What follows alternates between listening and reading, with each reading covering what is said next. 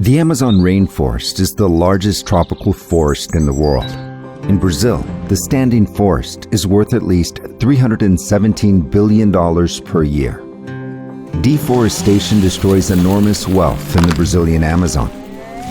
Every day, we get closer to a tipping point, which would permanently destroy this exceptional biome. Predatory forest exploitation yields from $42 to $98 billion per year, much less than the value of the standing forest. Protecting the Amazon is the right thing to do, and it's good economics.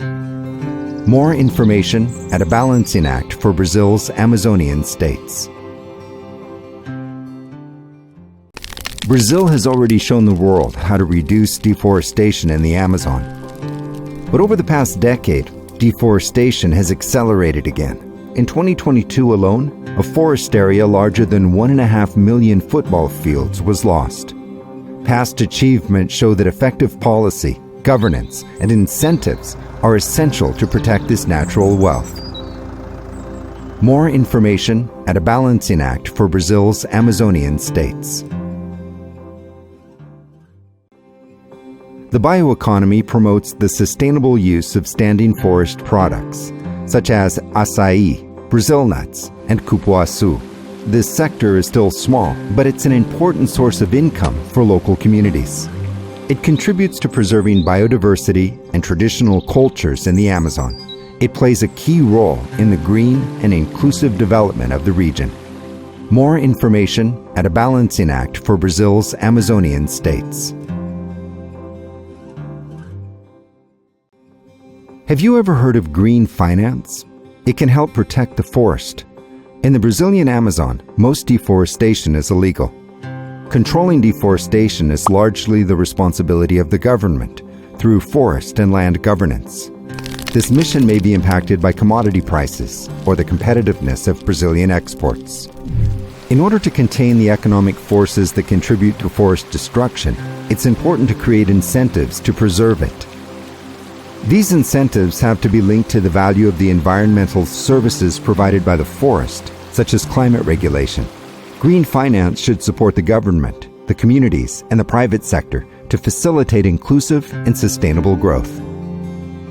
More information at a balancing act for Brazil's Amazonian states. Brazil has great potential, but it's getting poorer.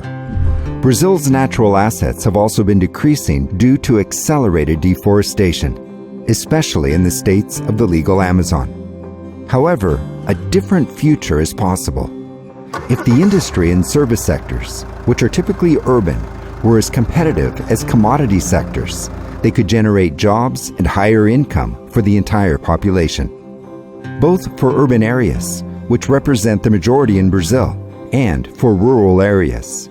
Balancing productivity growth in rural and urban environments could shift the economic focus from the agricultural frontier. In the long term, this would help to preserve forests while promoting better living conditions for everyone. More information at a balancing act for Brazil's Amazonian states.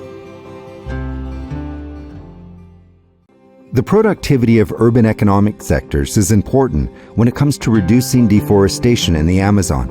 Do you know why? Because economies are connected. What happens in Manaus, Belém, or say São Paulo impacts economic decisions, even in the most remote areas, including the decision to deforest. Most of the population and production are concentrated in urban areas. Increased urban productivity reduces the demand for rural land in the Amazon. This makes deforestation less attractive. Urban productivity complements the efforts to keep the forest standing and raises the standard of living for the entire population. More information at a balancing act for Brazil's Amazonian states.